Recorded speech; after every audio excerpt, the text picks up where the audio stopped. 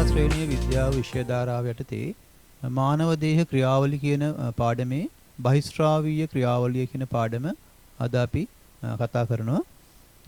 මොකද මේ බහිස්රාවය කියලා කියන්නේ ඉස්සෙල්ලා බලමු.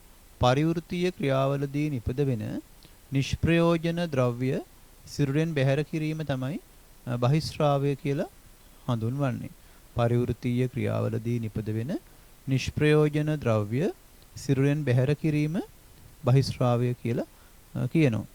මොකද මේ පරිවෘත්තීය ක්‍රියා කියලා කියන්නේ අපගේ දේහය තුළ ජීවී සෛලය තුළ සිදුවන සියලුම ජෛව රසායනික ප්‍රතික්‍රියාවල එකතුව පරිවෘත්තීය ක්‍රියා කියලා අපි නම් කරනවා. උදාහරණයක් සෛලීය ශ්වසනයේදී කාබන් ඩයොක්සයිඩ් වායුවයි ජලයයි යොදාගෙන ශක්තිය නිපදවීම අපිට පරිවෘත්තීය ක්‍රියාවක් වශයෙන් ගන්න පුළුවන්. අක්මාවේදී සිදුවන ප්‍රෝටීන පරිවෘත්තීය ප්‍රෝටීන වල ඇමයිනෝ අම්ල වල ඇමයින් කාණ්ඩ ඉවත් කළ යූරියා සහ යූරික් අම්ලය වගේ ද්‍රව්‍ය නිපදවීම පරිවෘත්තීය ක්‍රියාවක්. ශාක සෛල වල සිදුවන ප්‍රභා සංශ්ලේෂණ ක්‍රියාවලිය පරිවෘත්තීය ක්‍රියාවක්. අනේ වගේ ජීවී සෛල වල සිදුවන සියලුම ජෛව රසායනික ප්‍රතික්‍රියාවල එකතුව පරිවෘත්තීය ක්‍රියා කියලා නම් කරනවා. මිනිසාගේ සිදුවන පරිවෘත්තීය ක්‍රියාවල ඇතැම් ඵල මම ඔබට පෙන්වන්නම්. මේ තියෙන්නේ මයිටොකොන්ඩ්‍රියම් ඇතුළත සෛලීය ශ්වසනය කියන ක්‍රියාවලිය සිද්ධ වෙන විදිය. ග්ලූකෝස් ලබාගෙන මේ මයිටොකොන්ඩ්‍රියම තුළට ඔක්සිජන් ලබාගෙන ශ්වසනයෙන් ලැබෙන ඔක්සිජන් වායුව අරගෙන මේක ඇතුලේ මේ ග්ලූකෝස් දහනය කරලා ශක්තිය නිපද වෙනවා. සෛලීය ශ්වසනය කියන ක්‍රියාවලිය සිද්ධ වෙනවා. එතෙන්දී ශක්තිය නිපදවන ශක්තිය ATP වල ගබඩා කරනවා. එතෙන්දී මෙන්න මේ කාබන් ඩයොක්සයිඩ් සහ ජලය කියන අතුරු ඵල දෙකක් නිෂ්පාදනය වෙනවා. මෙන්න මේ ඵල දෙක තමයි කියන්නේ අපි බහිස්රාවීය ඵල කියලා. මේ දෙක අනවශ්‍ය ඵල දෙකක්. මේ දෙක අපේ ශරීරයෙන් බැහැර කළ යුතුයි. මේක බලන්න මේ අක්මාව තියෙන්නේ. මේ අක්මාව අපි ගන්න ආහාරවල ඇමයිනෝ අම්ල ප්‍රෝටීන ජීර්ණය ලැබෙන ඇමයිනෝ අම්ල වල ඇමයින් කාණ්ඩය වෙන මේ NH2 කාණ්ඩය උග්‍ර විෂ සහිතයි. මේ කාණ්ඩය NH2 කාණ්ඩය අක්මාවේදී මෙන්න මේ ප්‍රතික්‍රියාවට ලක් වෙලා යූරියා කියන නයිට්‍රජනීය සංයෝගය හැදෙනවා. මේ යූරියා බවට පත් කරනවා. මේ යූරියා අපේ ඇඟේ තියන් ඉන්න බෑ. මේවා අනිවාර්යයෙන්ම අපේ රුධිරයෙන් ඉවත් කළ යුතුයි. මේක ඉවත් කරන්න එන අක්මාවේ තමයි යූරියා හැදෙන්නේ. යූරික් අම්ලයත් එහෙමයි. මෙන්න මේ රුක්ක වලට මේක අරගෙන ගිහිල්ලා රුක්ක වලදී මේක පෙරලා රුධිරයෙන් ඉවත් කරලා මුත්‍ර වලට පිට කරලා යවනවා. මෙන්න මේක නයිට්‍රජනීය බහිස්රාවීය ක්‍රියාවලිය. මේ පාඩමේදී අපි කතා කරන්නේ මෙන්න මේ නයිට්‍රජනීය බහිස්රාවය සිදුවන ආකාරය. මල කියලා කියන්නේ ආහාර ජීර්ණයෙන් ඉතිරිවන කොටස්. මේවා ආහාර ජීර්ණය කියන ක්‍රියාවලිය ජෛව රසායනික ප්‍රතික්‍රියාවක් නෙවෙයි. අපි ගන්න ආහාර ජීර්ණයක සරල ආහාර බවට පත් කරලා දේහෙන් බැහැර කිරීම. ඒ නිසා මේ මල කියන එක බහිස්රාවීය ද්‍රව්‍යයක් වශයෙන් සලකන්නේ නැහැ. හැබැයි මලත් එක්ක පිට වෙන කහපාට වර්ණක පිත්ත වර්ණක ඒවා අක්මාවේ නිපද වෙච්ච බහිස්රාවීය ද්‍රව්‍ය. ඔය පිත්ත වර්ණක දෙකක් තුන බිලිරුබින් සහ බිලිබඩීන් කියලා ඒ වර්ණක දෙක බහිස්රාවීය ද්‍රව්‍ය වශයෙන් ගන්න පුළුවන්. හැබැයි මල ද්‍රව්‍ය කියලා ගත්තාම ඒක බහිස්රාවීය ද්‍රව්‍යයක් නෙවෙයි. අපේ දේහය තුළ නිපද වෙන බහිස්රාවීය ද්‍රව්‍ය ඇහුවොත් මෙන්න මේවා කාබන් ඩයොක්සයිඩ් ජල වාෂ්ප. මේ දෙක පෙනහැලි මගින් ප්‍රශ්වාස වාතය ඔස්සේ දේහයෙන් පිට වෙනවා. යූරියා යූරික් අම්ලය ලවණ වර්ග ජලය මුත්‍ර විදියට වක්ගඩු වලින් පිට වෙනවා. යූරියා යූරික් අම්ලය සෝඩියම් ක්ලෝරයිඩ් සහ ජලය දහඩිය විදියට අපේ සමෙන් පිට වෙනවා. අපි වැඩිපුර කතා කරන්නේ මෙන්න මේ පාඩමේදී මෙන්න මේ මුත්‍රා සෑදීම මගින් මේ නයිට්‍රජනීය බහිස්රාවීය ඵල දේහෙන් ඉවත් කරන ආකාරය. මේ දේ සිද්ධ කරන මේ පද්ධතියක් තියෙන මුත්‍ර වාහිනී පද්ධතිය. මේක නිර්මාණය වෙලා තියෙන්නේ මේ රුක්ක යුගලක් තියෙනවා. මුත්‍ර වාහිනී දෙකක් තියෙනවා. මුත්‍රාශය සහ මුත්‍ර මාර්ගය මගින්. මේක මෙන්න මේ පොතේ ඔබේ පෙළ පොතේ තියෙන රූපය මේක විභාගීය සාමාන්‍යයෙන් අහන මේ වගේ ද්විමාන රූප සටහන් නිසා මේ රූපය දැම්මේ. මෙන්න මේ තියෙන එහෙනම් මේ දකුණු රුක්කය. මේක වම් රුක්කය. රුක්කේ උඩින් තියෙන්නේ අධි රුක්ක ග්‍රන්ථි දෙක. එකෙන් හෝමෝන නිෂ්පාදනය කිරීම කරන්නේ. බහිස්රාවීය කෘත්‍යයන්ට දායක වෙන්නේ නැහැ. මෙන්න මේ මතු පිටින් තියෙන මේ කළු පාටින් තියෙන දමනිය මේක ශිරාවක්. මේ උඩින් තියෙන මතු පිටින් තියෙන මේ රූප සටහනේ ශිරාවක්. මේක අදර මහා ශිරාව. මේක වෘක්කීය ශිරා. යටින් තියෙන මතු පිටින් තියෙන ශිරාවක්. යටින් තියෙන්නේ වෘක්කීය මේ වෘක්කීය දමනිය මේ සංස්ථානික මහා දමනිය. මේක රූප සටහනක නම් කරන්නා වොතින් උඩින් තියෙන ඉහළින් තියෙන්නේ ශිරාව. යටින් තියෙන්නේ පහළින් තියෙන්නේ ධමනි. එන මේක වෘක්කීය ධමනි. මේවෙන් තමයි වෘක්කයේ වෙත රුධිරය අරන් එන්නේ. මේ රුධිරයේ තියෙන ඇමයින් කාණ්ඩ නයිට්‍රෝජනීය බහිස්රාවීය ද්‍රව්‍ය මේ වග්ගඩු වලින් පෙරලා මුත්‍ර වාහිනී වලට එකතු කරලා මුත්‍ර වශයෙන් පිට කරනවා.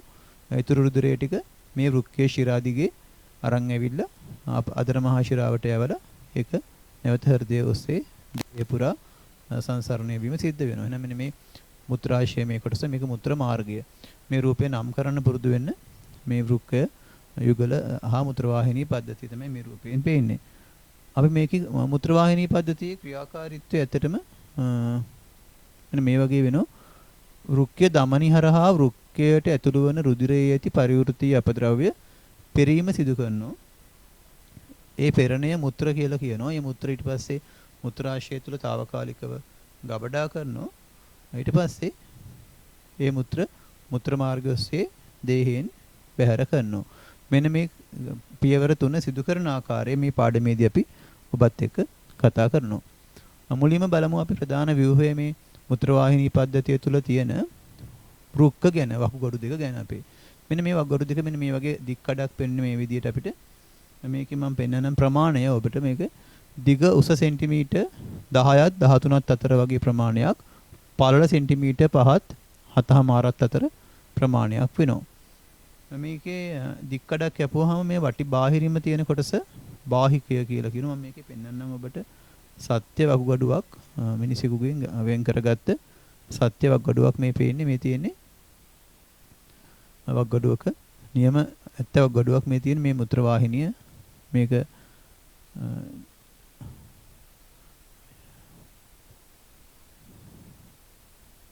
මේක දකුණු වෘක්කයෙන් වෙන් කරගත් එක. මේක දික් කඩක් ඔබට පෙන්වන්න. මේ කැපුවම පස්සේ මෙන්න මේ වගේ පේන්නේ. මේ කැපුවාම මෙන්න මේ වගේ මේ තියෙන බාහිකය කියන ප්‍රදේශය මේක මජ්ජාව. මේ හරිය වල වගේ තියෙන හරිය ශ්‍රෝණිය. මෙන්න මේ වගේ අපිට බලා ගන්න පුළුවන් වෘක්කයක් කැපුවම පස්සේ තියෙන විදිය. අපි බලමු ඊගාවට මේ වෘක්කයක දික් කඩක්. මෙන්න මේ වෘක්කයක දික් කඩක් මෙන්න මේ රූපය දිහා බලන්න. මේක ඔබේ පෙළපොතේ තියෙන මේ හා සමාන රූපයක්. මෙන්න මේක වටේම තියෙන ආවරණය අපි කියනවා ප්‍රාවරණය කියලා. වටේම තියෙන ආවරණය මේක ප්‍රාවරණය. මෙන්න මේ ලා පාටින් දිස්වන කොටස මෙන්න මේ කොටස අපි කියනවා තද පාටින් දිස්වන කොටස. මෙන්න මේ තද පාටින් දිස්වන මේක අපි කියනවා බාහිකය කියලා. මේ හරිය බාහිකය. මේ මැද තියෙන කොටස අපි කියනවා මජ්ජාව කියලා. එන වෘක්කය මෙහෙම ගත්තාම දික් කඩේ මේ ටික බාහිකය. මේ කොටස මජ්ජාව. මේක බාහිකය මජ්ජාව. මෙන්න මේ වල වගේ කොටස අපි කියනවා ශ්‍රෝණිය කියලා. මේ කොටස ශ්‍රෝණිය. මේ ඉන්නේ වෘක්කීය දමනිය.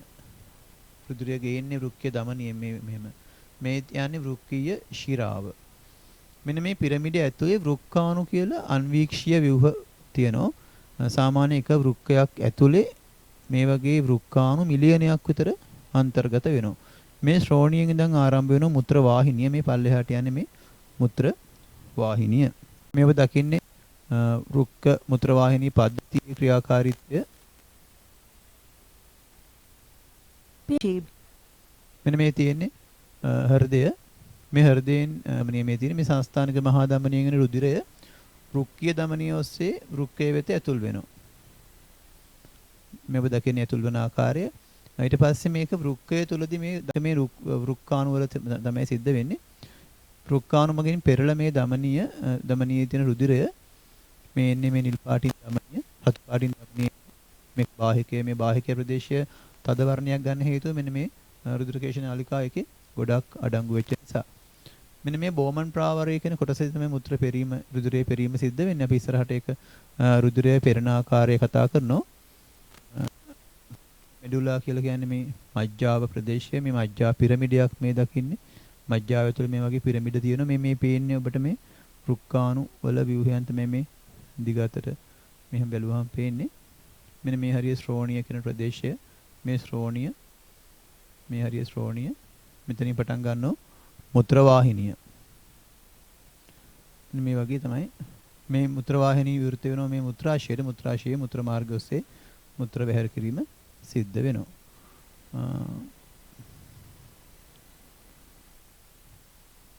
දිනකට සාමාන්‍ය නිරෝගී පුද්ගලයෙකු මුත්‍ර ලීටර් 1ක් 2ක් අතර ප්‍රමාණයක් දිනකදී නිපද වෙනවා. මේක යා පානය කරන ජලය ප්‍රමාණයනුව තීරණය වෙන ජලය සහ පරිසර සාධක අනුව සාමාන්‍ය වගේ ලීටර් 1ක් 2ක් අතර ප්‍රමාණයක් මුත්‍ර වශයෙන් පිට යනවා. එතකොට වෘක්කයේ ව්‍යුහමය හා කෘත්‍යමය ඒකකය වෙන්නේ මෙන්න මේ වෘක්කාණුව. මේ වෘක්කාණුව එතකොට තියෙන්නේ මේ පිරමිඩ ඇතුලේ මේ වගේ එක වෘක්කයක් තුල වෘක්කාණු මිලියනයක් විතර අන්තර්ගත වෙනවා. වෘක්කාණුවක ව්‍යුහය වෘක්කාණුවක් මෙන්න මේ ඔබ දකින්නේ අර කලින් වගේ වෘක්කය මේ වෘක්කයේ ඇතුළේ මේ වෘක්කාණු තියෙන්නේ මේ වෘක්කාණු මේ තියෙන මේ වෘක්කාණු මේක වෘක්කාණුවක් මේ තව වෘක්කාණුවක් මෙන්න මේ සියලුම වෘක්කාණු මෙහෙම නාලිකාව කියලා නාලිකාවක විවෘත වෙනවා එක සංඛ්‍යාවක වෘක්කාණු කීපයක් සම්බන්ධ වෙනවා දිග ඉතා සිහින් අන්වීක්ෂීය ටියුබ් එකක් මිලිමීටර් 30ත් 35ත් අතර ප්‍රමාණයක් මේ වෘක්කාණු දිගින් යුක්ත වෙනවා. මේ දකින්නේ වෘක්කාණු මෙන්න මේ වෘක්කාණු මෙන්න මේ හිස කොටස මේ බෝමන් ප්‍රාවරය කියලා මේකට කියන බෝමන් ප්‍රාවරය බ්‍රෝමන් නෙවෙයි බෝමන් ප්‍රාවරය කියලා මේකට කියන්නේ බෝමන් කැප්සූල් මේක මේ කෑල්ල විවෘත කරාන් පස්සේ ඇතුලේ මෙන්න මේ වගේ ව්‍යුහයක් තියෙනවා මෙන්න මේ මෙන්න මේ කොටස ගුච්චිකාව කියලා රුධිර කේශනාලිකා ජාලයක් ඔබ දකිනවා මෙන්න මේ ගුච්චිකාවට රුධිරය අරන් එන මෙන්න මේ දමනීය ශාඛාව වෘක්කීය දමනීය ශාඛාව අපි කියනවා අභිවාහී දමනිකාව කියලා. මේ ශාඛාව අපවාහී දමනිකාව. එතකොට මේකේ විස්කම්බයට වඩා මේ අපවාහී දමනිකාවේ විස්කම්බය අඩු බව ඔබට පේනවා. එතකොට මොකද්ද වෙන්නේ මේ එන රුධිරය එළියට යන්න තියෙන මාර්ගය පටු නිසා මේ රුධිරය මේ කේශනාලිකාවට බෙදෙන නිසායිමත් මේක ඇතුලේ රුධිර පීඩනය වැඩි වෙනවා. එහෙම පීඩනය වැඩි වීම නිසා මොකද වෙන්නේ? මෙන්න මේ රුධිර කේශනාලිකා බිත්ති මේ කහ පාටින් පෙන්වන්නේ බෝමන් ප්‍රාවර බිත්තිය. මෙන්න මේ බෝමන් ප්‍රාවර බිත්තිය හරහා බිත්තිය අස්සෙන් මේකේ තියෙන අපිච්ඡේද සෛලය තියෙන අපිච්ඡේද ස්තරයක් තියෙන මේක හරහා මේ රුධිරය පෙරීමට ලක් වෙනවා. මේ ගුච්චිකාව කියන කොටස මේ කහ පාටින් හයිලයිට් කරලා පෙන්වන්නේ රුධිරය මෙන්න මේ ගුච්චිකාව තුලින් යනකොට තමයි මේ පෙරීමේ ක්‍රියාවලිය සිද්ධ වෙන්නේ. මෙන්න මේ කොටස බෝමන් ප්‍රාවරය. ඔබ දකින්නේ රුධිරයේ පෙරෙන විදිය. රුධිරය මේක අස්සෙන් යනකොට මේ රුධිරයේ තියෙන ප්ලාස්මය රතු රුධිරාණු සහ අතුළු රුධිරාණු සහ ප්ලාස්ම ප්‍රෝටීන හැර ඉතුරු සියලු ප්ලාස්මය කොටස මෙන්න මේ බෝමන් ප්‍රාවරය තුලට පිරලා ගිහිල්ලා මේ නාලයේ දිගේ යනවා. ඊට පස්සේ ඒක තවත් ක්‍රියාවලි වලට භාජනය වෙමින් අවසානයේදී මෙන්න මේ සංග්‍රාහක නාලිකාව වෙත මුත්‍ර යනවා. මේ සංග්‍රාහක නාලිකාව වෙත එක්තු වෙන ද්‍රාවණ මුත්‍ර කියලා හඳුන්වනවා. මෙන්න මේ යූ හැඩයේ කොටස අපි කියනවා අපි හෙන්ලේ පුඩුව කියලා. හෙන්ලේ පුඩුව මෙන්න මේ අනිත් නාලිකා දෙක අවිදුර සංවලිත නාලිකා සහ විදුර සංවලිත නාලිකා බෝමන් ප්‍රාවරයට ආසන්නයෙන් තියෙන්නේ අවිදුර සංවලිත නාලිකා බෝමන් ප්‍රාවරයට ඈතින් සංග්‍රාහක නාලිකාව කිට්ටුවෙන් තියෙන නාලිකාව විදුර සංවලිත නාලිකාව මෙන්න මේක කලෙක්ටින් ටියුබ් කියන්නේ මේ සංග්‍රාහක නාලිකාව අන්න එහෙම වෘක්කාණුවක ව්‍යුහය සකස් වෙලා තියෙන්නේ අපි බලමු ඊගාවට මේකේ රුධිරය පෙරෙන විදිය වෘක්කාණුවක ව්‍යුහය නම් කරන්න ආවොතින් මෙන්න මේ රූපය ඔබේ පෙළපතේ තියෙන පින්තූරය මම ගත්තේ මෙන්න මේව රුධිර කේශනාලිකා මේ අමතරව බාහිරින් එන ඒවා වෘක්කාණුක ව්‍යුහය ඇත්ත වශයෙන්ම මෙන්න මේ ටික තමයි වෘක්කාණුක තියෙන දේවල් ටික. මෙන්න මේක බෝමන් ප්‍රාවරය මේ කෝප්පාකාර කොටස බෝමන් ප්‍රාවරය. බෝමන් ප්‍රාවරයේ ආසන්නයේ තියෙන මෙන්න මේ නාලිකාව අවිදුර සංවලිත නාලිකාව. මෙන්න මේ කොටස හෙන්ලේ පුඩුව. මෙන්න මේ කොටස විදුර සංවලිත නාලිකාව. මේ ගහ වගේ තියෙන මේ වෘක්කාණු කීපයක් විවෘත වෙන කොටස සංග්‍රාහක නාලිකාව. අන්න ඒ වගේ තමයි මේකේ රූපය. හැබැයි මේ දැන් අපිට පෙළපොතේ තියෙන මේ රූපය මෙන්න මේක බෝමන් ප්‍රාවරයේ මේ කෝප්පාකාර කොටස බෝමන් ප්‍රාවරය. මේ බෝමන් ප්‍රාවරයට එනවා මෙන්න මේ වෘක්කීය දමනීය ශාඛාවක් වෙන අභිවාහී දමනිකාව. මේ අභිවාහී දමනිකාව ඇවිල්ලා ගුච්චිකාව බවට පත් වෙලා කේශනාලිකා ගොනුවක් බවට පත් වෙලා එතනින් පිට වෙන්නේ අපවාහී දමනිකාව. අපවාහී දමනිකාව මෙහෙම අයිමත් කේශනාලිකා බවට පත් වෙමින් කේශනාලිකා ජාලයක් ලෙස මෙහෙම මේ නාලිකාව වටේම ගිහිල්ලා අවසානයේදී මේක මේ වගේ වෘක්කීය ශිරාවට එකතු වෙනවා මෙන්න මේ කොටස. එහෙනම් මෙන්න මේ කොටස් නම් කරගන්න ඉගෙන ගන්න. මේක බෝමන් ප්‍රාවරය, මේක අවිදුර සංවලිත නාලිකාව, මේක හින්ලේ පුඩුව, මේක විදුර සංවලිත නාලිකාව, මේක සංග්‍රාහක නාලිකාව. මේ මැද තියෙන රුධිරකේශ නාලිකා ජාලය අපි කියනවා ගුච්චිකාව කියලා. මේක අභිවාහී ධමනිකාව, මේක අපවාහී ධමනිකාව, මේක වෘක්කීය ශිරාව. මෙන්න මේක තමයි වෘක්කය තුල තියෙන මුත්‍රවාහිනී පද්ධතිය තුල තියෙන වෘක්කය තුල තියෙන වෘක්කාණුව කියන ව්‍යුහමය හා කෘත්‍යමය ඒකකය. වෘක්කාණු තුල මුත්‍ර නිපදවීමේ ක්‍රියාවලිය ප්‍රධාන පියවර තුනකින් තමයි සිද්ධ වෙන්නේ. එකක් තමයි අතිපරිශ්‍රාවණය කියන පියවර.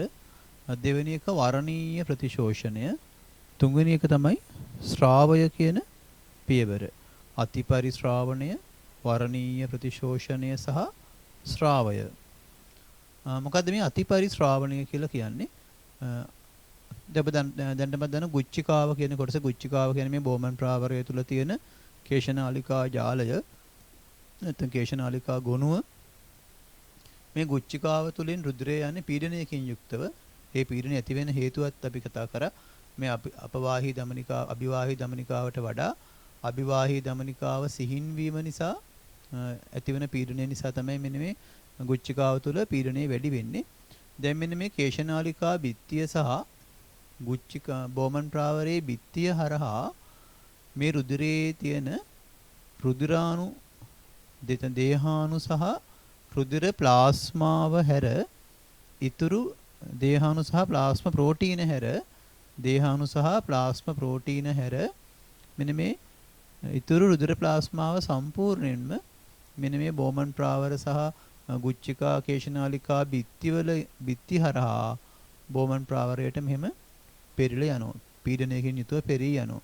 මෙන්න මේ ක්‍රියාවලිය තමයි අතිපරිශ්‍රාවණය කියලා කියන්නේ. ඔබ මේ රූපය දකින්නේ මේක මේන රුධිරය අභිවාහී ධමනිකාවෙන් එන රුධිරය අධික පීඩනය නිසා මෙන්න මේ කේශනාලිකා බිත්ති සහ මේ බෝමන් ප්‍රාවර බිත්ති හරහා තමයි මේ පෙරීම සිද්ධ වෙන්නේ. එතෙන්දී මේ රුධිරයේ තියෙන ප්ලාස්මා ප්‍රෝටීනයි රුධිරාණුයි හැර රුධිරාණු රතු රුධිරාණු සුදු රුධිරාණු සහ පට්ටිකා මේ තුනම පෙරෙන්නේ. ඒ තුනයි ප්ලාස්මා ප්‍රෝටීනයි හැර ඉතුරු ප්ලාස්මය සම්පූර්ණයෙන්ම මේ කේශනාලිකා බෝමන් ප්‍රාවර බිත්තිය සහ කේශනාලිකා බිත්තිය හරහා මෙන්න මේ බෝමන් ප්‍රාවරයට පෙරිලා යනවා.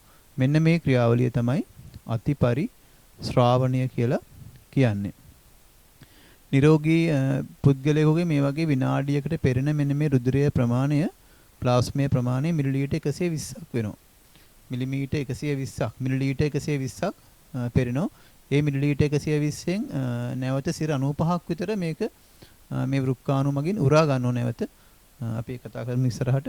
එහෙනම් මෙන්න මේ බෝමන් එන රුධිරයේ තියෙන බෝමන් ප්‍රාවරයට ආවේ නැත්තේ රුධිරාණු සහ ප්ලාස්මා ප්‍රෝටීන විතරයි. ඒවයි ඒ අංශු ලොකු නිසා තමයි මේ බිත්තිය හරහා එන්න බෑ. නැත්නම් ඒවත් එනවා. එන්න බැරි නිසා ඒව මෙහෙම ඉවත් වෙලා යනවා. මේ අභිවාහී ධමනිකාව අපවාහී ධමනිකාවෙන් පිට වෙලා යනවා. ඉතුරු ප්ලාස්මාව සහ කුඩා අංශු සේරම මේ බෝමන් ප්‍රාවරය තුළට පෙරිලා එනවා. ඊළඟට මොකද්ද බලමු. මේ සිද්ධ වෙන ක්‍රියාවලිය සිදුවන පෘෂ්ඨය මේ තියෙන මේක අපිච්ඡේද සෛල ස්තරයක් තමයි බෝමන් ප්‍රාවර බිත්තියේ තියෙන්නේ. මේ කේශනාලිකා බිත්තිය මෙන්න මේ තියෙන්නේ මේ රුධිර කේශනාලිකා බිත්තිය මේ තියෙන්නේ මේ බෝමන් ප්‍රාවර බිත්තියේ ඉඳලා මෙහෙම පෙරිලා යනවා මේ රුධිරයේ ටික ප්ලාස්මාව පෙරී යනවා බෝමන් ප්‍රාවරය තුළට. දැන් ගුච්චිකා පෙරණේ එහෙනම් මොනවද තියෙන්නේ? ජලය පෙරිලාව, ග්ලූකෝස්, ඇමයිනෝ අම්ල, විටමින්, ඖෂධ, විවිධ අයන වර්ග, හෝමෝන, යූරියා වගේ දේවල් ගුච්චිකා පෙරණේට ආවා. ආවේ නැත්තේ එහෙනම් රුධිරාණු සහ ප්ලාස්මා ප්‍රෝටීන ආවේ නැහැ. දැන් ඊට පස්සේ මේ පෙරිච්ච දේවල් ටික ගුච්චිකා පෙරණේන් වෘක්ක නාලිකාව දිගේ ඉස්සරහට ගමන් කරනවා. එහෙම ගමන් කරනකොට එහෙම අර පෙරිලාපු දේවල් වලින් වැඩි කොටසක් නැවත වෘක්ක නාලිකාව උරා ගන්නවා. අවශෝෂණය කර ගන්නවා. මෙන්න මෙහෙම තෝරගෙන අවශෝෂණය කර ගන්න නිසා මේ ක්‍රියාවලිය අපි නම් කරනවා වරණීය ප්‍රතිශෝෂණය කියලා. මොනවද එහෙම උරා ගන්න මේ බලමු අපි මේ බෝමන් ප්‍රාවරයේ මේ ගුච්චිකා පෙරණිය මෙහෙම යනකොට මේ බෝමන් ප්‍රාවරයට ආපු ගුච්චිකා පෙරණියේ තියෙන ද්‍රව්‍ය වලින් ජලයෙන් 90ක් විතර වගේ උරා ගන්නව නැවත දේහ වෙත වෘක්කාණු නාලිකා රුධිරය වෙත උරා ගන්නවා. මේ අර අපවාහි දමනිකාවේ බෙදිලා යන ශාඛාව මේ තියෙන ඒකට උරා ගන්නවා නැවත 90ක් විතර. ග්ලූකෝස් සියල්ලම පාහේ උරා ගන්නවා. හැබැයි දියවැඩියා රෝගීන්ගේ මේ ග්ලූකෝස් යම් ප්‍රමාණයක් රුධිරයේ ග්ලූකෝස් අධික වුණාම උරා ගන්න පුළුවන් ප්‍රමාණය සීමා සහිතයි. ඒ නිසා ඊටු ප්‍රමාණය මුත්‍රාත් එක්ක පිට වෙලා යන්න පටන් ගන්නවා. ලවණ වලින් වැඩි කොටසක් උරා ගන්නවා. යූරියා විශාල කොටසක් උරා ගන්නවා. සුළු ප්‍රමාණයක් යූරියා අත්‍යවශ්‍ය යූරියා ප්‍රමාණයක් තියාගෙන ඊටු කොට සම්පූර්ණයෙන්ම නැවත යූරියා කොටසක් විතරක් උරා ගන්නවා. අනිත් කොටස මුත්‍රාත් එක්ක බැහැර කරලා යවනවා. ඇමයිනෝ අම්ල විටමින් ඒවා සම්පූර්ණයෙන්ම නැවත රුධිරයට මේ අපවාහි දමනිකාවේ ශාඛාවට උරා ගන්නවා. එහෙනම් අතන ගුච්චිකාපරණයට ආපු ද්‍රව්‍ය වලින් වැඩි කොටසක් නැවත උරා ගන්නවා. උරාගත්තේ නැත්te එහෙනම් යූරියා, යූරික් ආම්ලය වගේ, ක්‍රියටිනින් වගේ නයිට්‍රජනීය බහිස්රාවීය ඵල උරාගත්තේ නැහැ. ජලයත් යම් ප්‍රමාණයක් යවනෝ මේවා අර මුත්‍රාවශයෙන් බැහැර කිරීමට ජලීය මාධ්‍යයක් අවශ්‍ය නිසා ජලයේ යම් ප්‍රමාණයක් උරා ගන්න නැතුව මේ ද්‍රව්‍යත් එක්ක පිට කරලා යනවා. මෙන්න මේ ක්‍රියාවලිය තමයි එහෙනම් වරණීය ප්‍රතිශෝෂණය කියලා කියන්නේ. එහෙනම් ගුච්චිකාපිරණයට ආපු ද්‍රව්‍ය වලින් රුධිර ප්ලාස්මයෙන් නැවත රුධිර කේශනාලිකාවලට අවශෝෂණය වීම තමයි වරණීය ප්‍රතිශෝෂණය කියලා කියන්නේ. සංග්‍රාහක නාලිකාවකට මේ පෙරණිය ඊගාට සංග්‍රාහක නාලිකාව මගින් ශ්‍රෝණිය දක්වා වැස්සෙනවා. මම මේ කලින් කතා කර කිව්වා මේක මේ නිරෝගී පුද්ගලයෙකුගේ මේ අගයන් මතක තියාගන්න. විනාඩියකදී පෙරෙන ගුච්චිකා පෙරණියේ පරිමාව ඝන සෙන්ටිමීටර් 120ක් නැත්නම් මිලිලීටර් 120ක් විතර වගේ වෙනවා. හැබැයි මේකේ 95ක් නැවත රුධිරය වෙත උරා ගන්නවා. නිරෝගී පුද්ගලයන්ගේ ග්ලූකෝස් සම්පූර්ණයෙන්ම ප්‍රතිශෝෂණය කර ගන්නවා. හැබැයි දියවැඩියා රෝගීන්ගේ යම් ප්‍රමාණයක් ග්ලූකෝස් මුත්‍ර සමග පිට වෙලා යනවා. ඊගාවට අර දැන් වෘක්කාණුවට ආපු වෘක්කාණුවේ නාලිකාව තුලින් ගමන් කරන පෙරණයට සමහර දේවල් නැවතත් අර වර්ණීය ප්‍රතිශෝෂණයේදී රුධිරයට උරාගත්ත දේවල් වලින් සමහර අයන වර්ග නැවත වෘක්කාණුවේ නාලිකාවලට ඇතුල් කරනවා. ඒක අපි ශ්‍රාවය කියලා නම් කරනවා. ඒක හේතුව ඔය රුධිරයේ pH අගය වගේ අයන සමතුලිතතාවය නියතව තියාගන්න අවශ්‍ය නිසා නැවත උරාගත්ත දේවල් වලින් යම් කොටසක් නැවත වෘක්කාණුවේ නාලිකාවලට ඇතුල් කරනවා. එහෙම ඇතුල් කරන දේවල් තමයි හයිඩ්‍රජන් අයන, පොටෑසියම් අයන, ඇමෝනියම් අයන, ඇමෝනියා නෙවෙයි ඇමෝනියම් අයන, ක්‍රියටිනින් කියන නයිට්‍රජනීය බහිස්රාවීය ද්‍රව්‍ය, ඖෂධ ඇතැම් ඖෂධ වර්ග, විටමින් B වගේ දේවල් වැඩිපුර තියෙන ඒවා නැවත වෘක්කාණුවේ නාලිකාවලට ස්‍රාවය කරනවා. අපි ඒ නිසා මේ ක්‍රියාවලිය ස්‍රාවය කියලා කියනවා. එහෙනම් මුත්‍ර පෙරීම ප්‍රධාන පියවර තුනයි. අතිපරිශ්‍රාවණය, වර්ණීය ප්‍රතිශෝෂණය සහ ස්‍රාවය කියලා අපි කතා කරා. මේ අපි දකින්නේ මේ මුත්‍ර පෙරීමේ ක්‍රියාවලිය අපේවර තුන සිද්ධ වෙන ආකාරය නැවත මේ වීඩියෝ එකකින් ඔබට පෙන්වනවා. මෙන්න මේ අභිවාහී දමනිකාවෙන් එන ටික මේ පෙරීම නිසා ගුච්චිකාපරණයේ වෙත ඇතුල් වෙනවා. ඊට පස්සේ මේ ටික අපවාහී දමනිකාවෙන් පිට වෙලා යනවා. ඊටු ටික ඉස්සරහට ගමන් කරනවා. මේ ඔබ දකින්නේ අර පෙරීම සිදු වෙන විදිය. මේ බලන්න මේකේ මේ ගුච්චිකාවේ රුධිර කේශනාලිකා ජාලය එතනින් රුධිරාණු වලට යන බෑ. මේ සිදුරු ගොඩක් පොඩි. අපිච්චද පටකයේ සිදුරු ගොඩක් පොඩි. ඒ නිසා රුධිරාණු යන්නේ නැහැ. ප්ලාස්මා ප්‍රෝටීන යන්නේ නැහැ. ඊටු කොටස් සියලු ටික පෙරිලා මේ ගුච්චිකාපරණයේ වෙත ඇතුල් වෙනවා. මේ ඔබ දකින්නේ වගේ අර පෙරිලා යන කොටස් ටික. ඊට පස්සේ මේ ගුච්චිකාපරණයට ආපු දේවල් ඉස්සරහට යනවා. අවිදුර සංවලිත නාලිකා දිගේ මෙහෙම ගමන් කරනවා. යනකොට මේ නාලිකා ජාලය තියෙනවා. ඒක නිසා මේ හෙන්ලේ පුඩුව අවිදුර සංවලිත නාලිකා තියෙන ස්ථානවලදී නැවත අවශෝෂණය කරගන්නවා. ඇතැම් දේවල් අපි ඒව කතා කර අවශෝෂණය කරගන්න දේවල් මේ ඔබ දකින්නේ වගේ නැවත අවශෝෂණය කරගන්න ආකාරය. ඊට පස්සේ එමත් මේක ස්‍රාවය කියන ක්‍රියාවලියත් අපි දකින්න අවසානයේදී මේ සියලු දේවල් ටික ස්‍රාවයෙන් පස්සේ මෙන්න මේ මුත්‍රාවශයෙන් මුත්‍රාශය සංග්‍රහක නාලිකාව ඔස්සේ මුත්‍රාශයට යනවා. මුත්‍ර බැහැර කිරීම ශ්‍රෝණියට වැස්සෙන මුත්‍ර වාහිනිය ඔස්සේ ගමන් කොට తాවකාලිකව මුත්‍රාශිකතු වෙනවා. මුත්‍ර වහ කිරීමේ අවශ්‍යතාවය ඇති වුනහම මේ මුත්‍ර බැහැර කිරීම සිද්ධ කරනවා. එන මුත්‍රවල තියෙන සංයුතිය ගත්තාම වැඩිපුර තියෙන ජලය 96ක් විතර වගේ තියෙන ජලය ලවණ වර්ග නොයෙකුත් ලවණ වර්ග ඔබ මේ දකින්න මේ රූපේ ලවණ වර්ග ammonia sulphate phosphate chloride magnesium ලවණ කැල්සියම් ලවණ පොටෑසියම් ලවණ සෝඩියම් ලවණ ඒ වගේ දේවල් 2ක් විතර ඔක්කොම එකතු වෙනවා යූරියා 2ක් විතර වගේ ඔක්කොම 100ක් වගේ හැදෙනවා යූරික් අම්ලයේ අංශු මාත්‍රයක් ඉතා අංශු සූර ප්‍රමාණයක් පිට වෙනවා ක්‍රියටිනින් අංශු මාත්‍රයක් පිට වෙනවා මෙන්න මේ මුත්‍රාවල ප්‍රධාන සංයුතිය මේ ජලය සහ යූරියා සහ ලවණ වර්ග තමයි තියෙන්නේ එනම් මුත්‍ර නිපදවීමේ ක්‍රියාවලිය අපි කතා කරේ මෙන්න මුත්‍ර වශයෙන් ඉවත් කරන්න මෙන්න මේ යූරියා වගේ අනවශ්‍ය දේහයට අනවශ්‍ය නයිට්‍රජනීය බහිස්රාවීය ද්‍රව්‍ය තමයි පිට කරලා යවන්නේ මුත්‍ර වාහිනී පද්ධතිය ආශ්‍රිත රෝගාබාධ ගැන අපි ගාවට මේ පාඩමේදී කතා කරනවා මේ ලංකාවට තියෙන විශාල ප්‍රශ්නයක් මේක මේ රජරට ගොවීන් අතර මේ රෝගය ඉතා වේගයෙන් ව්‍යාප්ත වෙනවා වෘක්ක අකර්මණ්‍ය වීම කියන රෝගී තත්ත්වය මේක සමහර අය හඳුනා නොගත් වග්ගොඩ රෝගය කියලා කියනවා වෘක්ක තුළ ඇති වෘක්කාණු වල මුත්‍ර පෙරීමේ ක්‍රියාවලිය දුර්වල වීම තමයි මෙතෙන්දි සිද්ධ වෙන්නේ. එතෙන්දි හේතු ප්‍රධාන හේතු වශයෙන් දැන් අද වෙනකොට හඳුනාගෙන තියෙනවා අර වෘක්කාණු වල බෝමන් ප්‍රාවර බිත්තිය මත රසායනික පොහොර වශයෙන් ගොවීන් භාවිතා කරන ආසනික් සහ මේ ආසනික් වගේ දේවල් ජලයට එකතු වෙනවා පොහොර වශයෙන් එකතු කරන දේවල් වගා බිම් වලට භූගත ජලයට ගිහිල්ලා ග්ලයිපොසේට් කියලා අර වල්නාශකයක් තියෙනවා මේ වල්නාශකය සහ ආසනික් මේ ආසනික් හැබැයි සාමාන්‍ය ආසනික් නිකන් තනි වශයෙන් ගත්තාම මේක වෘක්කාණු වල තැම්පත් වෙන්න හැකියාවක් නැහැ මේක මුත්‍රාත් එක්ක බැහැර වෙලා යන්න ඕන විශාල අණුවක් නෙවෙයි හැබැයි මේක අර ග්ලයිපොසේට් එක එකතු වුණාන් පස්සේ මම මේ පෙන්නන්න මෙන්න මේ ග්ලයිපොසේට් කියන වල්නාශකය මේ වල්නාශකයත් එක්ක මේ වල්නාශකය ජලයට එකතු වෙනවා ආසනිකුත් එකතු වෙනවා මේ දෙක එකතු වෙලා ජලය තුල වෘක්කාණු ඇතුළතදී මේක මේ ආසනික අණු වට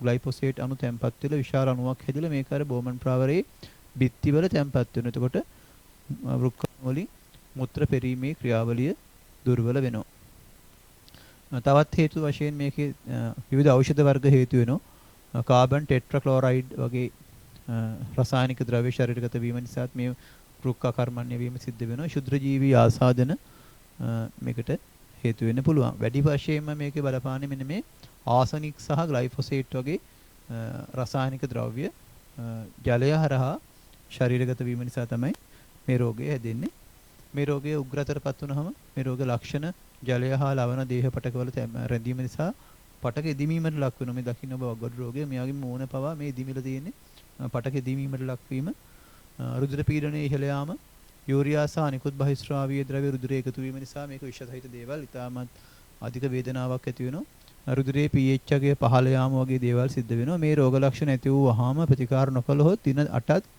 14ත් වගේ අතුරුත කාලයක සම්පූර්ණයෙන්ම වගොඩු දෙක අක්‍රිය තත්ත්වයටපත් වෙන ඒ වගේ වෙලාවකදී මේ වගේ රුධිර කාන්දු පෙරණයක් මගින් මෙයාගේ රුධිරය මේ පෙරණේ වෙත යොමු කළා රුධිරයේ තියෙන අර නයිට්‍රජනීය බහිස්රාවීය ද්‍රව්‍ය කෘත්‍රිමව ඉවත් කිරීමට සිද්ධ වෙනවා අපි ඒක ඉස්සරහට බලමු කරන විදිය. එහෙමත් කරන්න බැරි අවස්ථාවල වග්ගොඩු දෙකම අක්‍රිය වුණොත් වෙනත් දායකයෙකුගෙන් වග්ගොඩුවක් ලබාගෙන බද්ධ කිරීමක් පවා කරන්න සිද්ධ වෙනවා ජීවිතේ බේර ගන්න. ඔබ මේ දකින්නේ ලංකාවේ මේ රෝගය ව්‍යාප්ත වෙලා තියෙන ප්‍රදේශ වැඩි වශයෙන් ව්‍යාප්ත වෙලා තියෙන ප්‍රදේශ මේ රජරට ප්‍රදේශය තමයි මේක අනුරාධපුරයේ සහ පොළොන්නරුව දිස්ත්‍රික්කවල තමයි මේක මේ ඔබ දකින මිනිපේ ඇල මේ මිනිපේ ඇලට මායිම් වන ප්‍රදේශය ඉහළ ප්‍රදේශය තමයි මේ වැඩි වශයෙන් මේ රෝගයට ගොදුරු වෙලා තියෙන්නේ ලංකාවේ ලක්ෂ 20ක් විතර දැනට මේ රෝගීන් නිශ්චිතවම හඳුනාගෙන තියෙනවා තව ලක්ෂ 50ක් විතර ඉන්නවා කියලා මේක විශ්වාස කරනවා මේ රෝගය වැරදීම නිසා මේකට ප්‍රධාන හේතුව මේ ආසනික් වගේ ග්ලයිෆොසේට් වගේ රසායනික ද්‍රව්‍ය ගොවීන් ඒ කෘමිනාශක වල්නාශක සහ රසායනික පොහොර මගින් ශරීරගත වීම කියලා හොයාගෙන තියෙනවා. මේ රසායනික පොහොර සහ ග්ලයිෆොසේට් එකතු වීම නිසා තමයි මේ රෝගය වැඩිපුරම හැදෙන්නේ. මේ රෝගයේදී සිද්ධ වෙන්නේ මෙන්න මේ වෘක්කාණු බෝමන් ප්‍රාවර බිත්තිය මත රාසනික ග්ලයිෆොසේට් තැම්පත් වෙලා මේක හානි වීම නිසා මේ මුත්‍රා පෙරීමේ ක්‍රියාවලිය අකර්මණ්‍ය වෙනවා. එතකොට මේ විෂ ද්‍රව්‍ය ටික පෙරෙන්නේ අඩුවෙන්. මේවා ඊට පස්සේ වැඩි ප්‍රමාණයක් මේ අපද්‍රව්‍ය රුධිරය ඇතුළෙම තියෙනවා. රුධිරයේම තියෙනවා. ඒ වගේ වෙලාවට කරන්නේ මේ අපද්‍රව්‍ය ඔක්කොම ටික පෙරී ඉවත් වෙන්නේ යම් ප්‍රමාණයක් මේ වගඩු වල දේහය තුළ තැම්පත් වෙනවා. ඒව මේ or රුධිරයේ fluid තියෙනවා. in the ඒක තමයි body, පටක දිමීම thereby වගේ දේවල් causing සිද්ධ වෙන්නේ other අධික වේදනාකාරී complications තත්ත්වෙ නැති වෙන්නේ මේ such as තත්ත්වය නිසා. එහෙම උනන් hypertension, පස්සේ කරන්නේ මෙන්න heart මේ failure, කෘත්‍රිම pulmonary වක්ගඩුවක් edema, භාවිතා කරලා රුධිර කාන්දු metabolic පෙරණයක් කියලා අපි ඒකට acidosis, කියනවා. and පෙරණයක් භාවිතා hyperkalemia. කරලා මේක මේ අපද්‍රව්‍ය ටික ඉවත් කරන්න අවශ්‍ය වෙනවා. Dialysis is එකක් තියෙනවා ඒක මෙන්න මේ which වගේ is a මේ කෘත්‍රිම machine වක්ගඩු උපකරණය මේක රුධිර කාන්දු පෙරණය කියන එක present මේකට outside the body. මෙහෙම It කරන්නේ removes the toxic substances from the blood. අපේ A රුධිරයේ vascular access site is created දමනියක් by first රුකිය numbing the අපේ area with අතේ මේ local දමනියක් සිදුරු anesthesia කරලා and එතනින් creating සම්බන්ධ an කරනවා arteriovenous මැෂින් එකට. connecting with the මෙන්න මේ help වගේ. of a plastic tube. ඊට Or පස්සේ ඒක an arteriovenous fistula by directly connecting. Once the graft or fistula has healed, hemodialysis could be performed. The start of the process is මේක යවනවා අර blood flows out of රුධිර the කාන්දු body පෙරණිය into the උපකරණයට. එතෙන්දී dialyzer කරන්නේ වක්ගඩුවේ විදියටම මේ පෙරණියේ රුධිරයේ තියෙන that urea remove යූරික් these අම්ලය වගේ products දේවල් ටික and excess fluid from the කෘත්‍රිමව A blood. උපකරණය මගින් And පෙරලා the අයින් කරනවා. dialysate දැන් මෙහෙම මේ acts as an රෝගීන්ගේ මාස absorbent solution තුනකට for වගේ undesirable වතාවක් මේ වගේ රුධිරය substances in the blood. රුධිරයේ තියෙන විෂ දේවල් අයින් කරගෙන Blood අයින් කරලා ඒගොල්ලෝ purified in this manner දෙනවා. is එහෙම returned to the body එහෙම through the පිරිසු tubing කරගත්ත රුධිරය into ටික the second මේ needle වගේ at the නැවත access site. එතන තියෙන ශිරාව මගින් දේහයට When the ඇතුළු කරනවා. මෙන්න මේ hemodialysis ක්‍රියාවලිය තමයි session is complete, රුධිර the පෙරණිය needles රුධිර කාන්දු and පෙරණිය tubing මගින් are removed. සිදු කරන ක්‍රියාවලිය. Patient is allowed to return home. අපි ඊගාවට බලමු තවත් රෝගයක් ගැන නෙෆ්‍රයිටිස් නැත්නම් රුක්ක ප්‍රදාහය කියලා රෝගයක්. මේකට හේතුව ආසාදන සහ විෂ වර්ග නිසා මේ රුක්ක ඉදිමීමට ලක් වෙනවා. එතෙන්දී අර ප්‍රධාන වශයෙන් සිද්ධ වෙනවා ගුච්චිකා සහ රුක්ක නාලිකාවලට හානි සිදුවීම නිසා මුත්‍ර පෙරණ ප්‍රමාණය අඩු වෙනවා. තව එකක් තමයි මෙතන භයානකම තත්ත්වය මේ රක්තාණු සහ ප්ලාස්මා ප්‍රෝටීන වලට ගුච්චිකා පෙරණය හරහා යන්න බෑනේ. ගුච්චිකා පෙරණයට යන්න බෑනේ. හැබැයි මේ රෝගීන්ගේ මේ රෝගී ඇති වුණාන් පස්සේ ගුච්චිකාවට හානි වීම නිසා මුත්‍ර සමග රුධිරය කාන්දු වෙනවා. රුධිරය බෝමන් ප්‍රාවරයට එකතු වෙලා ඒක මුත්‍රාත් එක්ක පිට වෙලා යනවා. එහෙනම් මුත්‍ර සමග රුධිරය කාන්දු වීම සිද්ධ වෙන්නේ මේ නෙෆ්‍රයිටිස් කියන රෝගී තත්ත්වයේදී. සමහර අවස්ථාවල මුත්‍රාත් එක්ක ප්‍රෝටීනත් ඉවත් වීම නිසා ප්‍රෝටීන අත්‍යවශ්‍ය ප්‍රෝටීන හිඟවීමේ රුධිර කැටි ඇතිවීම වැනි ආඝාත තත්ත්වයන්ට ලක් වෙන්නත් පුළුවන් මේ රෝගියේදී. එහෙනම් මේ ගුච්චිකා වලට සහ බෝමන් ප්‍රාවරයේ බිත්ති වලට ආසාදන හා විෂ වර්ග නිසා හානි සිදු වීමෙන් මේ නෙෆ්‍රයිටිස් කියන රෝග තත්ත්වය නැත්නම් රුක්ක ප්‍රදාහය කියන එක ඇති වෙනවා. මේ ඔබ දකින්නේ අර ඒ ගුච්චිකා බිත්ති හරහා මේ රුධිරය බෝමන් ප්‍රාවරය තුලට කාන්දු වෙන ආකාරය. මේ තියෙන මේ වගේ එක රූපයක්. මෙහෙම රුධිරයත් කාන්දු වෙලා ගුච්චිකා පෙරණිය දක්වා ඇතුළේලා මුත්‍රවත් එක්ක මේ රුධිරය පිට වෙලා යනවා. අනේ මේ නෙෆ්‍රයිටිස් කියන රෝග තත්ත්වය. තවත් බහුලම රෝගයක් තමයි මේකත් මේ ජලය මගින් පානීය ජලය සහ ආහාර නිසා ඇති වෙන්නේ. මෙන්න මේ වෘක්කවල හා මුත්‍රාශයේ කැල්සියම් ඔක්සලේට් කියන ලවණ වර්ගය ස්පටික ලෙස තැන්පත් වෙනවා. ස්පටිකීකරණය වීමෙන් මුත්‍රා ගල් ඇති වෙනවා. මේ මුත්‍රා ගල් ඔබ දකින මේ මුත්‍රාශයේ තැන් මත මෙන්න මේ ශ්‍රෝණිය මත මේ වගේ තැන්වල අර මුත්‍ර එකතු වෙලා තියෙන තැන්වල මේ මුත්‍රාශය ඇතුලේ මුත්‍ර වාහිනිය තුල තැන්පත් වෙලා තියෙනවා. මුත්‍ර එකතු වෙලා තියෙන ස්ථානවල තමයි මේක ස්පටික වශයෙන් වැඩිපුර තැන්පත් වෙලා මේවයි ගල් හැදෙනවා. මේ ඊට පස්සේ අධික වේදනාවක් ඇති වෙනවා මේ මුත්‍රාශය මේවා මේ මුත්‍ර වාහිනිය වල ගල් හැදුනා පස්සේ. මේකේ කැල්සියම් ඔක්සලේට් කියන ලවණ වර්ගය තමයි වැඩි වශයෙන් දකින්න පුළුවන් වෙන්නේ. මේවා මේ වගේ ගල් හැදුනන් පස්සේ මේ ලිතෝට්‍රිප්සි තාක්ෂණය කියලා එකක් තියෙනවා. මෙතෙන්දී ක්‍රම දෙකකට මේ ගල් කුඩු කරනවා. මේ තාක්ෂණය ඉන්න කලින් නම් ශල්‍ය කර්ම වලින් මේ ගල් ඉවත් කරන්න ඕන. දැන් මේ කරන්නේ මේ අධිත ධ්වනි තරංග මගින් සහ ලේසර් කිරණ වලින් මේ ගල් කුඩු කරලා ඖෂධ මගින් ඊට පස්සේ මේක ජලය පානය කිරීමෙන් මේ දිය වෙච්ච ගල් ඉවත් කරගන්න පුළුවන්.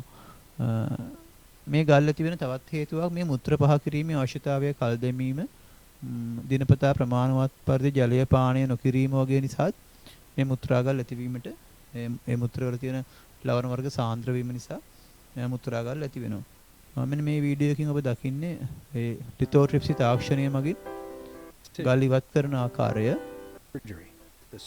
මේ තියෙන මුත්‍රා ඒ වග්ගඩුවේ තියෙන ගල මේක මෙන්න මේ වගේ තැන්වල ඇවිල්ලා හිර වෙනවා. අධික වේදනාවක් එනකොට මේක මුත්‍ර පහ කිරීමේදී මෙන්න මේ ගල ඉවත් chance කරන්න that the අවශ්‍ය stone වෙනවා. will ඒකට grow or කරන්නේ move. You may මෙන්න මේ also වගේ have nausea, wave lithotripsy, අතිධ්වනි තරංග කම්පනයක් යවලා කම්පන තරංග යවලා මේ ගල කුඩු කරනවා. your doctor ගල will කුඩු discuss කරලා these options with you. මේ බලන්න මේ ගල කුඩු වෙනවා. මෙතෙන්දී ඔබ දැක්කා අනිත් වීඩියෝ එකේදී පැත්තෙන් This makes මේ it ගල කුඩු easier වෙච්ච to ගල් ටික pass them through the පස්සේ urinary ජලයත් tract. එක්ක මේක Shockwave ඉවත් වෙලා යනවා. lithotripsy is the risk is low. The success rate of this are that there ඔබ is දකින්නේ no මේක කරන incision විදිය and මේ the risk is low. අතිධ්වනි තරංග The මගින් තමයි මේ success rate of this ගල් therapy කුඩු depends කිරීම on several සිද්ධ factors, කරන්නේ. including තව the ක්‍රමයක් size and තියෙනවා. hardness of the laser stone තරංග and the මෙතෙන්ට මේ patient's body මුත්‍රාශය type. දිගේ Your මුත්‍ර doctor වාහිනිය can දිගේ provide you with laser your likelihood of තරංගයක් success with this treatment. Laser කිරණ යොමු කරලා These are the risks of shockwave මුත්‍රාගල් කුඩු බවට The පත් කිරීමේ ක්‍රමය ureteroscopy එකක් is බලමු අපි. which means ureteroscopy, මෙන්න මේ is වගේ that යවලා there is no incision, and it can be used to treat kidney stones that won't break with කුඩු බවට shockwave පත් කරනවා. lithotripsy. කුඩු බවට The පත් කරලා success rate of this ඒක therapy ඊට පස්සේ depends ජලයත් on එක්ක several factors, ඉවත් වෙලා යනවා. including මෙන්න මේ the size ක්‍රමවලින් and මේ hardness ලිතෝට්‍රිප්සි of the තාක්ෂණය stone කියලා කියන මේකට and මේ the ක්‍රමය patient's මගින් body පුළුවන් type. Your මුත්‍රාගල් doctor can ඉවත් provide you කිරීම with your likelihood of සිද්ධ කරන්න. success. අපි දැන් කතා කරේ මේ පාඩමේ සම්පූර්ණ විෂය කොටස් අපි සම්බන්ධව තියෙන මේ පොතේ ඔබගේ අභ්‍යාසයේ ප්‍රශ්නයක්. අපි මේ ප්‍රශ්නයත් ඉක්මනට කතා කරමු. මේ ප්‍රශ්නය මේ වීඩියෝ එක නැරඹීමෙන් පසු තනියම මේ ප්‍රශ්නය කරන්න. ඊට පස්සේ මේ ටික බලන්න. මෙන්න මේ අර අපි කතා කර රූපයේම තියෙන මෙතන මෙම රුක්කේ ව්‍යුහමය හා කෘත්‍යමය ඒකකය රූපයක් පහත දැක්වේ. එම ව්‍යුහමය හා කෘත්‍යමය ඒකකය කුමන නමකින් හැඳින්වේද? මොකක්ද ඒකට කියන්නේ? වෘක්කාණුව කියලා. මේ කොටස වෘක්කාණුව. මෙහි A B C D E කොටස් නම් කරන්න. A කියන කොටස මොකද්ද මේ හරිය? අවිදුර සංවලිත නාලිකා. බෝමන් ප්‍රාවරයට කිට්ටු නිසා එක අවිදුර සංවලිත නාලිකා. B කියන කොටස අභිවාහී දමනිකාව. මේ වෘක්කීය දමනීය ශාඛාව අභිවාහී දමනිකාව. C කියන කොටස වෘක්කීය ශිරාව. D කියන කොටස D තියෙන්නේ මෙතන මේක ගුච්චිකාව. මේ ඇතුලේ තියෙන කේශනාලිකා ගොනුව ගුච්චිකාව. E කියන කොටස E කියන්නේ මෙතන සංග්‍රාහක නාලිකාව. මේක සංග්‍රාහක නාලිකාව තමයි තියෙන්නේ. ඊගාව D තුල සිදුවන ක්‍රියාවලිය කෙටියෙන් පැහැදිලි කරන්න. මේ D කියලා කියන්නේ ගුච්චිකාව. එතෙන්දි වෙන්නේ මොකද්ද? අභිවාහී දමනිකාවේ සිට රැගෙන එන රුධිරය අධික පීඩනයකින් යුතුව ගුච්චිකා බිත්තිය සහ බෝමන් ප්‍රාවර බිත්තිය හරහා බෝමන් ප්‍රාවරය තුරට පෙරී යයි. අන්නේ ක්‍රියාවලිය අපි ඒක අතිපරිශ්‍රාවණය කියලා කියනවා. එතෙන්දි රුධිරයේ තියෙන ප්ලාස්මා ප්‍රෝටීන සහ රුධිරාණු පෙරෙන්නේ ඊතුරු කොටස් ප්ලාස්මේ ටික සම්පූර්ණයෙන්ම මේ ගුච්චිකා පෙරණයට පෙරී යනවා. F නාලිකාව තුල ගමන් කරන තරලයෙන් රුධිර කේශනාලිකා තුලට ප්‍රතිශෝෂණය වන ද්‍රව්‍ය දෙකක් නම් කරන්න. මේ F නාලිකාව තුල ගමන් කරන තරලයෙන් නැවත රුධිර කේශනාලිකා වලට ප්‍රතිශෝෂණය වන ද්‍රව්‍ය දෙකක් අහනවා. ජලයේ වැඩි ප්‍රමාණයක්, ග්ලූකෝස්, ඇමයිනෝ අම්ල, ಖನಿජ ලවණ ඒ වගේ දේවල් අපිට ලියන්න පුළුවන්. හෝමෝන ඖෂධ වගේ දේවල් ප්‍රතිශෝෂණය කරනවා. නැවත ශ්‍රාවය කරන දෙකක් ඇහුවොතින් අයිම නැවත රුධිර කේශනාලිකාවල සිට වෘක්කාණුවේ නාලිකාවට ශ්‍රාවය කරන දෙකක් ද්‍රව්‍ය ඇහුවොතින් හයිඩ්‍රජන් අයන, ඇමෝනියම් අයන, ක්‍රියටිනින්, ඖෂධ, විටමින් B වගේ දේවල් ගන්න පුළුවන්. 5. යම් පුද්ගලයෙකුගේ මුත්‍ර පරීක්ෂා කළ විට මුත්‍රාවල සීනි අඩංගු බව පෙනී ගියේය. ඒ අනුව ඔහුට ඇති රෝගී තත්ත්වය කුමක්ද? ඒ රෝගය තමයි දියවැඩියාව කියන රෝගී තත්ත්වය. එතෙන්දි තමයි මුත්‍රවල සීනි අඩංගු වෙන්නේ. මුත්‍රාවල සීනි අඩංගු වීමට හේතුව කුමක්ද? හේතුව තමයි මේ ගුච්චිකා පෙරණේ ඇති ග්ලූකෝස් සියල්ලම නැවත රුධිර කේශනාලිකා තුළට ප්‍රතිශෝෂණය කර ගැනීමට නොහැකි වීම. අන්නේ හේතුව නිසා මේ ග්ලූකෝස් ටික සංග්‍රාහක නාලිකාවලට ඇවිල්ලා ශ්‍රෝණිය ඔස්සේ, මුත්‍ර වාහිනිය ඔස්සේ, මුත්‍රාශය ඔස්සේ දේහයෙන් බැහැර වෙනවා. මෙන්න මේ කොටස් අපි සම්පූර්ණයෙන්ම කතා කරා. අපි ඊළඟ වීඩියෝ එකකින් හමු වෙමු රුධිර සංසරණ ක්‍රියාවලිය ගැන.